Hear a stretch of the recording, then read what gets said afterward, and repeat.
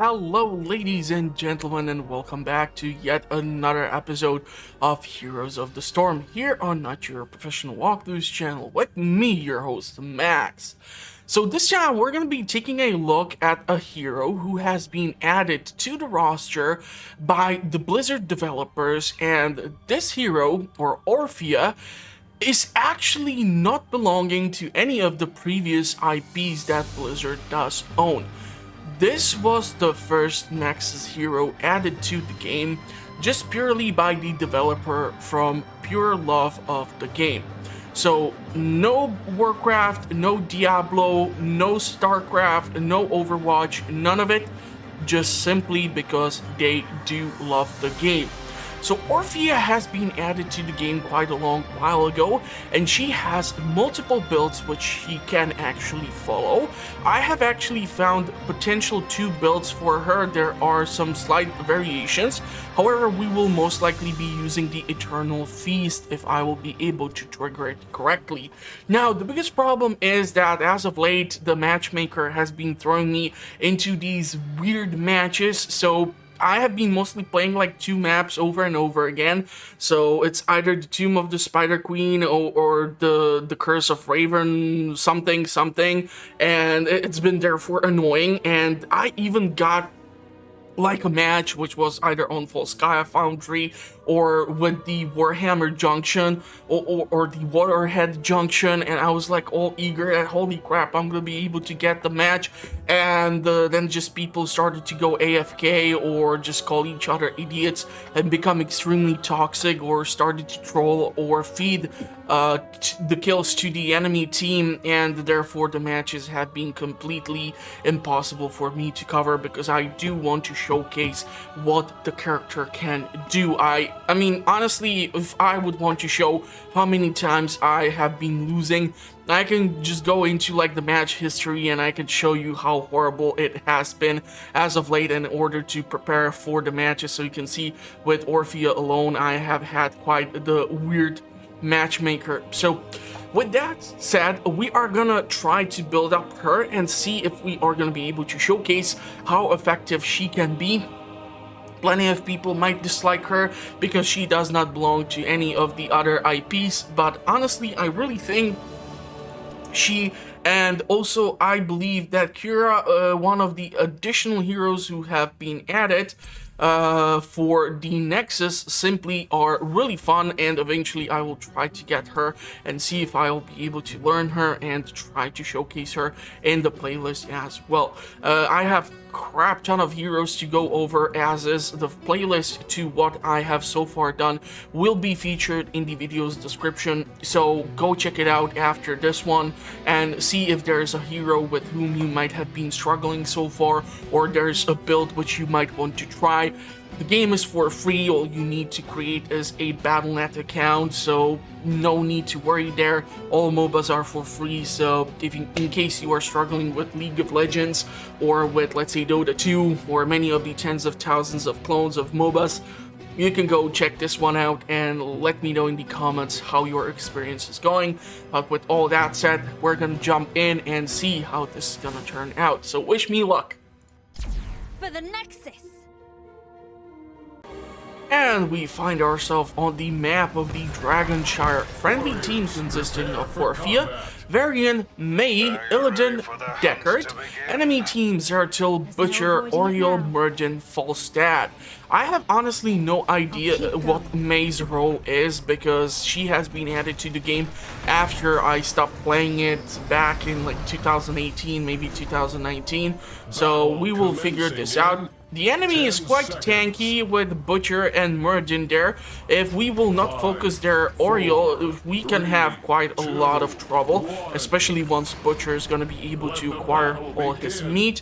Looks like Varian is going to the top lane. He's not going to help us engage whatever is happening over here.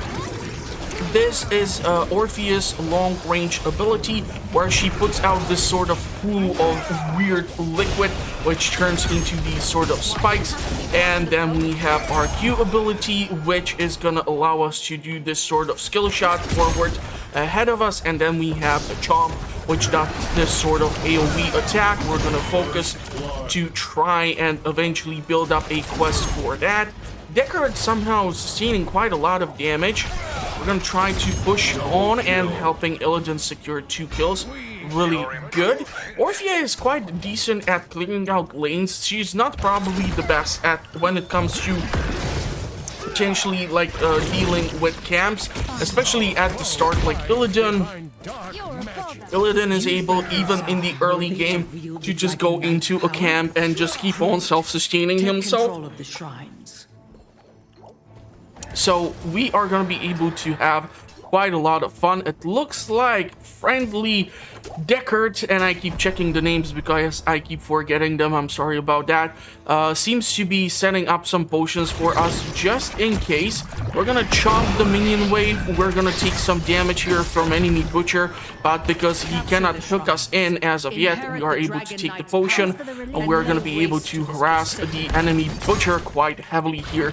Hopefully we're going to be able to land those abilities and see what can be done. I really don't want to, however, initiate too much of engagement with him because he can quite heavily focus me. And one interesting feature about Orphea is her overflowing chaos. So you can see currently that we have this sort of one purple circle above her, and this thing allows her to stack up damage.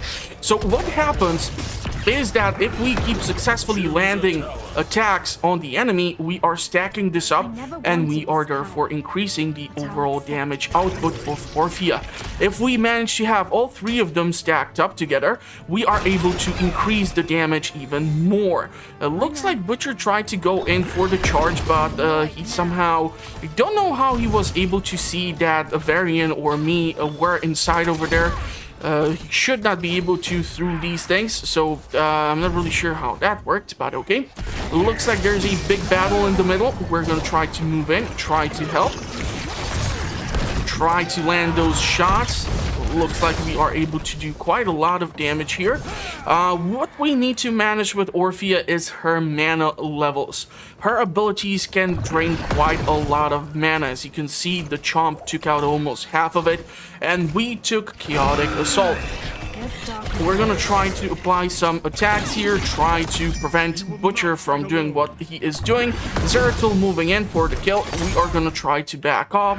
Thanks to the fact that we are using Shadow Walls, Orphea is able to be pulling away. I really should go and help friendly Varian here, especially once Oriole is gonna get engaged into the battle.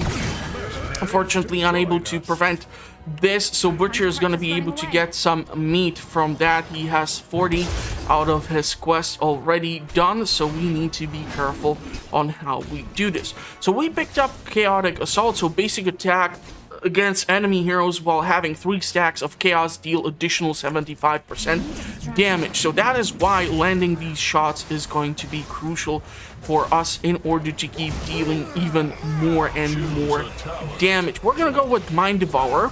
This is gonna be a quest which is gonna be focused around the Dread, and what this will allow us to do is just to keep dealing additional damage to the enemy heroes if we are successful at it. Deckard should start moving somewhere else. It looks like May is down here. We should move over here, see if we can land the Dread on some of the enemies. I hate the fact that they are focusing not on enemy healer but on the enemy tanks. It's really bad practice. Also, when you are playing as Orphea, make sure to pay attention to what Falstad is doing, because he can close in the distance rather fast.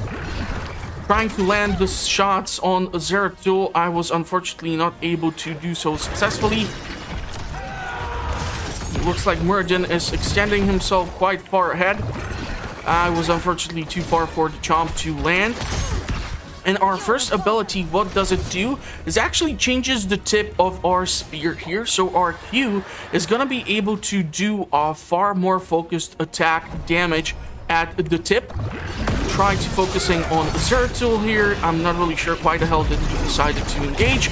Able to get a kill on Zeratul, who tried to go after Deckard. We're gonna grab these heals from Zeratul. We're gonna try to focus on enemy Oriole, but trying to follow in through here is also a tiny bit suicidal. I'm going to try to provide support and healing for our friendly Deckard, allowing him to back off from that engagement. Illidan able to help heal himself off from the swains, so I'm gonna let him keep punching stuff and keep slicing stuff in order to help stay alive. Now, the key in order to succeed in Dragonshire is to actually try to clear out the bottom lane. That is where more of the camps are allocated, so you can theoretically be able to press even harder. I'm gonna try to keep applying pressure here. It looks like Butcher trying to go for a variant. We're gonna go with the Eternal Feast. This is an affected area which will start summoning this massive mouth, which will keep chomping down on the enemy heroes for as long as they decide to stay within the affected range. So we're gonna try to apply it over there. My biggest problem with the ability is usually the fact that if I tend to put it down, the enemy might be moving away.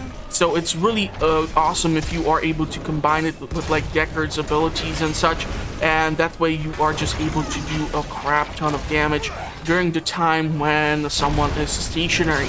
As long as they are in the affected area, it does miracles for you. Muradin moving in from behind, really interesting strategy, kind of dangerous here.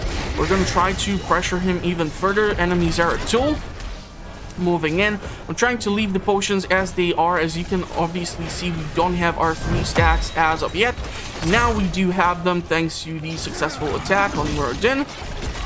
And unfortunately, he was pushed out of the area. Now, we really should be trying to push bottom lane. He's kind of a wasted dragon. I'm keeping an eye out on Zeratul.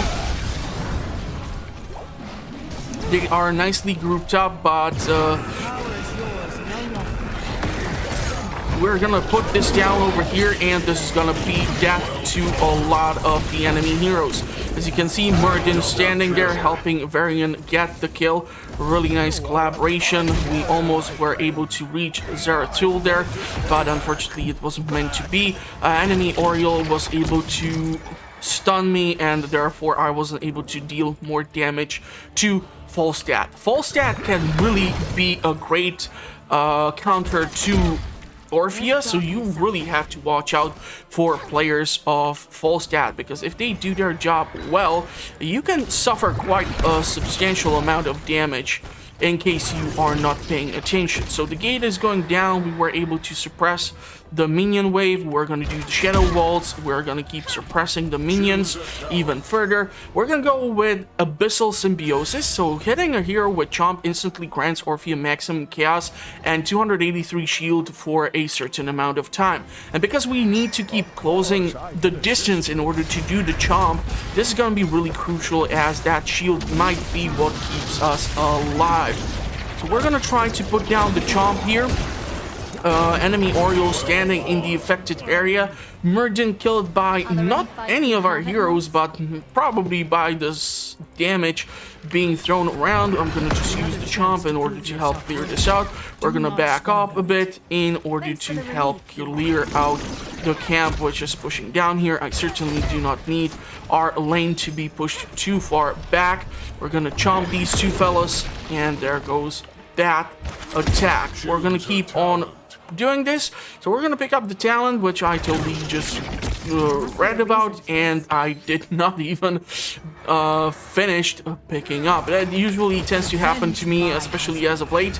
Are we gonna be able to interrupt whatever is happening here? Unfortunately, some of our abilities still not able to be triggered. I'm gonna put down this thing on top of Muradin. We're gonna try to push some distance between me and the enemy heroes here.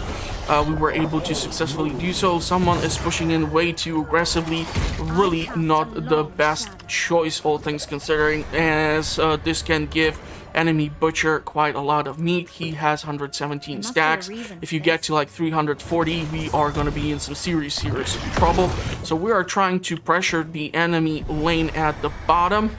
Theoretically, I can try to clear out the camp, but doing the larger camps with Orphea, not the best thing. She does not have self-sustain, and if I would have to keep tracking back to these potions, I would rather not have to do just that. You're able to see that as we keep increasing the Chomp's power and we have the 3 stacks applied, we are able to clear out most of the minions. So trying to stay at the bottom here. It looks like there's a big battle happening at the top. Deckard is gonna be able to grab the dragon. I'm gonna try to move still to the top in order to help out my team. There seems to be quite a lot of them still roaming around, unable to unfortunately land the hits from here. So we're gonna backtrack and we're gonna see if we can apply some damage as they stand here. Unfortunately, I wasn't able to land the Chomp successfully on full stat. We're gonna go with Lurking Terror. What this allows us to do is, in combination with Dread, we are able to then launch another Chomp out of the location in here once this gets triggered. So that can be quite the fun additional damage dealt to the enemy in an area where they did not expect it to happen. So we can land it over here, and if we would have it triggered, I don't know why is it taking so goddamn long for it to happen. I'm gonna try to back away from the enemy butcher, and it looks like he is going with not the meat hook, but he is still able to get quite a lot of kills, and we are almost ready to kill him. Enemy Oriole was able to quite successfully protect him for a little bit. Deckard should be able to press the bottom lane since we have been occupying the enemy team here at the top. We're able to clear out the lane. Someone should go and clear out these camps in order to help push out the bottom lane even further. Varian is really doing something stupid by pushing in alone against the enemy team into their base. He has a crazy amount of self-sustain, although our Varian has not gone with the dual blade build. So therefore, he has not the best healing capabilities. We're able to destroy the keep. Enemy Zeratul is moving in. I have to be careful because he can really do some serious damage there. Looks like Illidan and Lily are not Lily or May, sorry. Lily is a different character in the roster. So it looks like they are both grabbing the camp. Really good job. I would really appreciate it if Illidan would be grabbing the camps throughout the entire game. We're gonna try to go over down here. Looks like we are losing heroes, they are losing heroes, all sorts of things are happening. I'm not really able to apply too many effects here, too much distance between me and the enemy. They would need to close in the distance. I'm trying to leave the potions for the allies since they need the heals instead of me. Remaining mounted on the horse.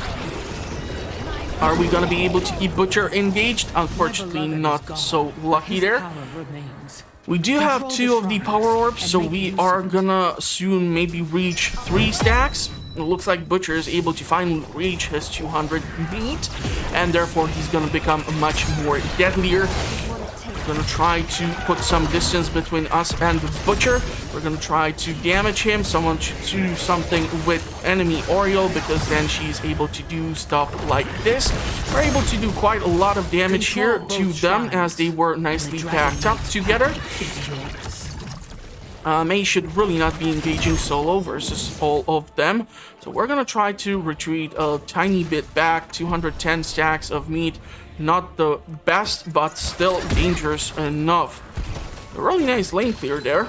Really nice. Okay, so we're gonna try to rotate to the top in order to secure the Moon Shrine. Hopefully that's gonna allow, what's her name? May, to secure the dragon. Someone should really go over here. I don't understand why Deckard is actually soloing the bottom. May could have actually been in the middle and helped to get it. We have obviously lost the bottom lane, so someone needs to help out with Deckard's push there. I'm gonna remain on the top here and try to support this lane while friendlies are gonna do something. I would really hate to return back here in order to secure this. Looks like there are enemies converging here, so I'm gonna try to help out and see what can be done. Trying to avoid the stuns from Murden. trying to apply some pressure here. Unfortunately, yeah, Butcher was just able to completely abandon the location. Oreo just applying the damage, but Varian able to go in for the kill. Really good job. And are we gonna help secure the kill to Varian? Yes, yes we are. I'm gonna rotate down to the bottom, and we're gonna go with Monster Within, so this is gonna increase even further our massive heroic ability. Usually I tend to go for something else, unless it's heroes like Hanzo or somebody else who really can benefit from upgrading the heroic. And honestly, I have been considering going with, instead of the Eternal Feast, with the Crushing Jaws, but I don't know, I just feel like I'm getting much more out of this heroic ability versus the Crushing Jaws, so we're gonna see what's up. We really need to help secure this push made by friendly Varian, otherwise this can end up quite badly for us. Are we going to be able to pressure the enemy core? We do have the dragon, theoretically it is possible. We need to watch out for Zeratul. We are able to clear out some of the space in here, are able to apply quite a lot of damage here. And I'm going to try to land the mob over here while they are located in that general location. Somehow Mergen got relocated, but thanks to the push of the dragon we were able to get there, and with actually quite a decent advantage versus the enemy. We had like 2 levels ahead of ourselves, so really nice collaboration. We did the most damage, best siege damage, thanks to clearing the lanes, and we helped our team, so the game has decided to reward me with the MVP. Thank you for the vote, really means a lot. So that is Orphea. Obviously, there are variations of her build which you can do. I'm going to try to leave the 2 builds which I have found out on Heroes Fire in the video's description if I do not forget to do so. And yeah, you can let me know what you think about her. I decided to go with her skin because she does not have that many options, and I just am not feeling some of these cute girls or whatever it is. So that is why I decided to go with this one. I think the orange color works quite well for the young lady. So that's going to be Orphea. I have some other matches and other heroes which I would just love to showcase here on the channel. So obviously that's going to have to take some time. But the playlist is there if you want to know when the next Heroes of the Storm or any of the other content which I keep publishing on a weekly basis here on the channel gets published. Definitely make sure to subscribe and hit the notification bell. It's gonna help me quite a lot to keep growing the channel and the community. If you would like me to potentially take a look at some hero from the game, let me know. I'm gonna try to do that, and we're gonna have some fun here. So that's gonna be it. Thank you all for watching. Stay safe out there, and best of luck into 2022.